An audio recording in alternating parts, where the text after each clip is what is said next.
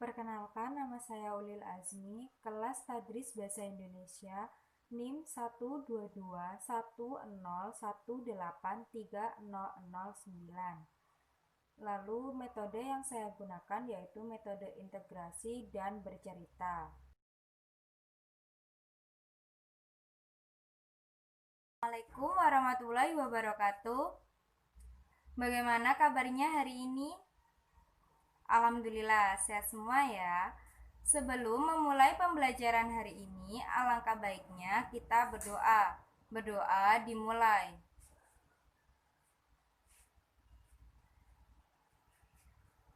Berdoa selesai. Materi pembelajaran hari ini yaitu tentang teks narasi berkaitan dengan cerita imajinasi. Di sini, Ibu akan menjelaskan hal-hal mengenai teks narasi. Menurut KBBI, narasi adalah pengisahan suatu cerita atau kejadian. Cerita atau deskripsi suatu peristiwa atau kejadian. Dari kata narasi terbentuk kata sifat, yakni naratif, yang artinya bersifat narasi atau bersifat menguraikan. Menurut Goris Keraf, narasi adalah suatu wacana yang memiliki sasaran utamanya adalah tindak tanduk yang dijalin dan dirangkaikan menjadi sebuah peristiwa atau kejadian yang terjadi dalam satu kesatuan waktu, atau suatu bentuk wacana yang berusaha menggambarkan secara jelas kepada para pembaca suatu peristiwa yang telah terjadi. Narasi disebut juga cerita. Narasi berisikan fakta, fiksi, dan rekaan yang dihayalkan oleh penulisnya. Jadi, teks narasi adalah bacaan berupa karangan yang menceritakan atau menjelaskan suatu peristiwa secara detail berdasarkan urutan waktu. Berikutnya yaitu struktur teks narasi. Struktur teks narasi sendiri ada 4, yaitu orientasi, komplikasi, resolusi, dan yang terakhir adalah koda. Orientasi berisi pengenalan tokoh, setting, latar tempat, latar cerita, latar waktu, dan berbagai komponen awal pengenal cerita lainnya. Bagian paragraf-paragraf ini menjadi urutan pertama dalam cerita. Sebagai awal dari cerita, perlu disampaikan dengan cara yang sangat menarik. Tujuannya agar pembaca tertarik membaca isi keseluruhan. Lalu selanjutnya komplikasi. Dalam bacaan, memuat permasalahan atau pokok persoalan yang ada dalam cerita. Konflik mulai bermunculan dan jalan cerita akan dimulai pada bagian ini. Bagian ini bisa dimulai dengan pengenalan konflik. Selanjutnya diteruskan dengan konflik yang lebih kompleks. Yang ketiga yaitu resolusi, berisi jalan keluar atau pemecahan konflik yang diceritakan pada bagian komplikasi. Bagian ini menceritakan kejadian yang hampir berakhir. Dan yang terakhir, koda adalah bagian dari akhir karangan atau cerita. Bagian akhir atau ending dapat berupa cerita sedih atau bahagia. Berikutnya yaitu ciri-ciri teks narasi. Menurut secara kronologis atau urutan waktu, ciri-cirinya yaitu yang pertama, disusun dalam urutan waktu yang jelas. Lalu, susunan lebih secara kronologis. Berikutnya, adanya unsur perbuatan atau tindakan. Lalu, adanya unsur rangkaian waktu informatif. Lalu, adanya sudut pandang penulis. Berikutnya, terkesan lebih memunculkan unsur perbuatan dan tindakan. Selanjutnya, sering mengarah pada jawaban tentang apa yang sebenarnya terjadi. Lalu, ceritanya lebih banyak mengenai pengalaman penulis atau pengarang. Selanjutnya, adanya sebuah konflik. Jika tidak ada, maka cenderung kurang menarik. Lalu selanjutnya, kebanyakan berupa suatu yang fiksi, namun bisa terkadang berupa non-fiksi atau gabungan antara keduanya. Dan yang terakhir, mempunyai nilai estetika. Artinya, pengarang dibebaskan dalam mengekspresikan kreativitas pemilihan gaya bahasa atau diksi. Lalu, menurut Atarsemi, ciri-cirinya yaitu lebih menekankan susunan secara kronologis. Selanjutnya, memiliki nilai estetika, lalu berdasarkan konflik. Selanjutnya, peristiwa atau kejadian disampaikan berupa peristiwa yang benar-benar ada atau terjadi. Dan yang terakhir, berupa cerita mengenai peristiwa atau pengalaman pengarang. Sedangkan menurut Goris Keraf, yaitu adanya konflik. Lalu berusaha untuk menjawab pertanyaan apa yang sebenarnya terjadi. Lalu dirangkai atau disusun dalam urutan waktu. Dan yang terakhir, lebih menonjolkan unsur tindakan atau perbuatan. Selanjutnya yaitu unsur pembangun teks narasi. Ada beberapa unsur pembangun.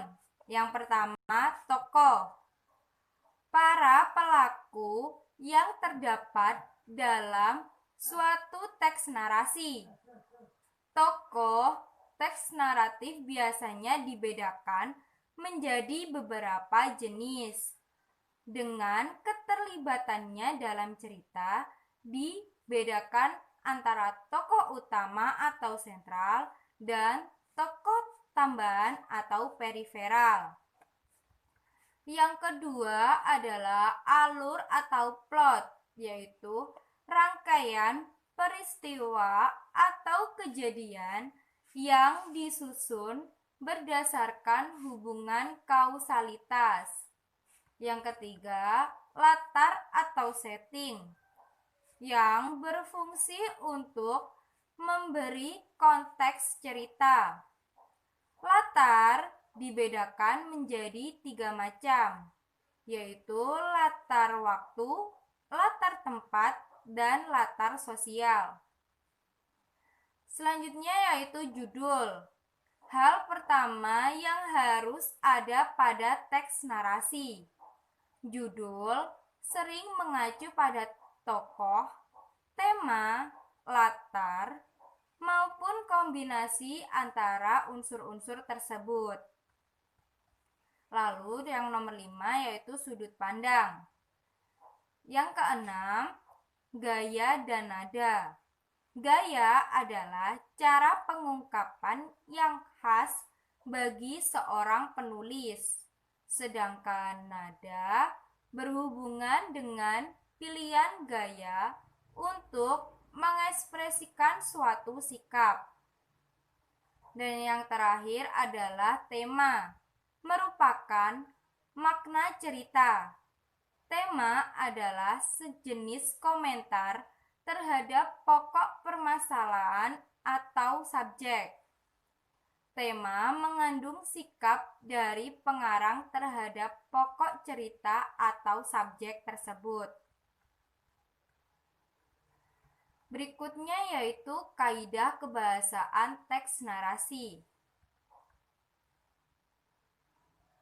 Ada beberapa kaidah kebahasaan, yaitu menggunakan metafora atau kata kiasan, pemakaian kata atau kelompok kata bukan dengan arti yang sebenarnya, melainkan hanya sebagai lukisan yang berdasarkan perbandingan atau persamaan. Selanjutnya yaitu melihat kata kerja transitif dan intransitif. Kata kerja transitif membutuhkan objek sebagai pelengkap agar artinya dapat mudah dimengerti. Sedangkan kata kerja intransitif adalah kata kerja yang tidak membutuhkan objek sebagai pelengkap kalimat. Selanjutnya, menggunakan kata benda, sifat, frasa, atau klausa. Penggunaannya disesuaikan dengan topik yang dinarasikan atau diuraikan. Dan yang terakhir, menggunakan kata penghubung, penanda urutan waktu.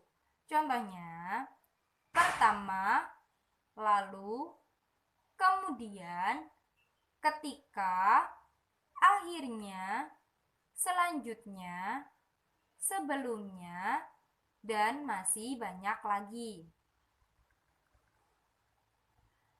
Selanjutnya yaitu tujuan teks narasi. Tujuan menulis karangan narasi adalah untuk memberikan informasi atau wawasan dan memperluas pengetahuan para pembaca, memberikan pengalaman estetis kepada para pembaca. Lalu, pemberian informasi kepada pembaca dengan adanya kronologi suatu peristiwa yang dilengkapi dengan unsur-unsur narasi. Lalu selanjutnya menyampaikan sebuah pengalaman yang hanya untuk hiburan semata. Berikutnya, menceritakan kenyataan atas suatu peristiwa yang telah terjadi demi kepentingan tertentu. Selanjutnya yaitu jenis-jenis narasi. Ada 4 jenis narasi, yaitu narasi informatif, narasi ekspositorik, narasi artistik, dan yang terakhir narasi sugestif. Narasi informatif yaitu narasi yang memiliki sasaran penyampaian informatif secara tepat tentang suatu peristiwa dengan tujuan memperluas pengetahuan orang tentang kisah seseorang. Lalu, narasi ekspositorik yaitu narasi yang memiliki sasaran penyampaian informasi secara tepat tentang suatu kejadian atau peristiwa dengan tujuan memperluas memperluas pengetahuan orang tentang kisah seseorang. Pada narasi ekspositorik, penulis menceritakan suatu peristiwa berdasarkan data yang sebenarnya. Pelaku yang ditonjolkan biasanya satu orang. Pelaku diceritakan mulai dari kecil hingga saat ini atau sampai terakhir dalam kehidupannya. Karangan narasi diwarnai oleh eksposisi, maka ketentuan eksposisi juga berlaku pada penulisan narasi ekspositorik. Ketentuan ini berkaitan dengan penggunaan bahasa yang logis, berdasarkan fakta yang ada, tidak memasukkan unsur sugestif atau bersifat objektif. Lalu, menurut sifatnya, narasi ekspositorik terbagi menjadi dua macam, yaitu narasi ekspositorik yang bersifat generalisasi. Jenis narasi ini menyampaikan suatu yang umum yang dapat dilakukan oleh siapa saja dan dapat pula dilakukan secara terus-menerus. Lalu yang kedua, narasi ekspositorik yang bersifat khas atau khusus. Menurut pendapat Keraf, narasi jenis ini menceritakan suatu peristiwa atau kejadian yang khas atau yang terjadi hanya satu kali. Peristiwa yang khas atau khusus adalah peristiwa yang tidak mungkin dapat diulang kembali karena merupakan pengalaman atau kejadian pada suatu waktu tertentu saja. Berikutnya, narasi artistik. Adalah narasi yang berusaha untuk memberikan suatu maksud tertentu. Narasi artistik ini pula menyampaikan sebuah amanat terselubung kepada para pembaca atau pendengar sehingga tampak seolah-olah melihat. Ketentuan ini berkaitan dengan penggunaan bahasa yang logis berdasarkan fakta yang ada, tidak memasukkan unsur sugestif atau bersifat objektif. Dan yang terakhir, narasi sugestif, yaitu narasi yang berusaha untuk memberikan suatu maksud tertentu, menyampaikan suatu amanat kepada para pembaca atau pendengar, sehingga tampak seolah-olah melihat. Selanjutnya yaitu langkah-langkah membuat karangan narasi. Yang pertama, tentukan dulu tema dan amanat yang akan disampaikan. Selanjutnya, tetapkan sasaran pembaca. Berikutnya, rancang peristiwa-peristiwa utama yang akan ditampilkan dalam bentuk skema alur. Selanjutnya, bagi peristiwa utama itu ke dalam bagian awal, perkembangan, dan akhir cerita. Selanjutnya, rincian peristiwa-peristiwa utama ke dalam detail-detail peristiwa sebagai pendukung cerita. Berikutnya, susun tokoh dan perwatakan, latar dan sudut pandang. Dan yang terakhir, mengerti aturan tanda baca dalam kalimat tersebut. Itu materi pembelajaran hari ini. Di sini Ibu akan memberikan contoh teks narasi. Hai, namaku Corona. Aku adalah virus. Ukuranku sangat kecil. Kamu tidak akan bisa melihatnya. Aku dan teman-temanku suka suka bermain di tangan dan udara. Hachi! Aku banyak menyebabkan manusia sakit. Mereka jadi demam, batuk, bahkan sesak nafas. Manusia jadi takut padaku. Aku mengerti kamu juga takut, tapi jangan khawatir. Ada banyak manusia yang sembuh dariku. Itu karena dokter dan perawat siap membantu. Kamu harus melakukan ini supaya aku tidak bermain di tubuhmu. Yang pertama, cuci tanganmu dengan air dan sabun minimal 20 detik.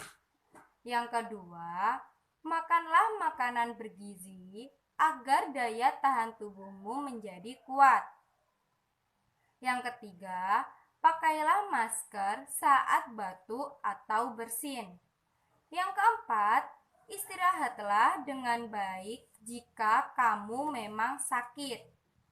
Yang kelima, hindari tempat ramai dan selalu bermain di rumah aja dulu. Ingat bahwa orang tuamu akan melindungimu. Semoga sehat selalu ya. Jadi, tugas kalian yaitu menyusun cerita imajinasi tentang COVID-19 dengan memperhatikan pilihan kata, kelengkapan struktur, dan kaidah penggunaan kata, kalimat, atau ejaan. Lalu, sajikanlah cerita imajinasi dengan bercerita dalam bentuk rekaman video, lalu dikirim di grup WA. Jadi, kesimpulannya adalah teks narasi yang berupa kejadian nyata dapat berupa runtutan suatu peristiwa atau kejadian yang benar terjadi. Bisa kejadian yang dialami oleh pencerita atau bisa juga kejadian yang diamati oleh pencerita.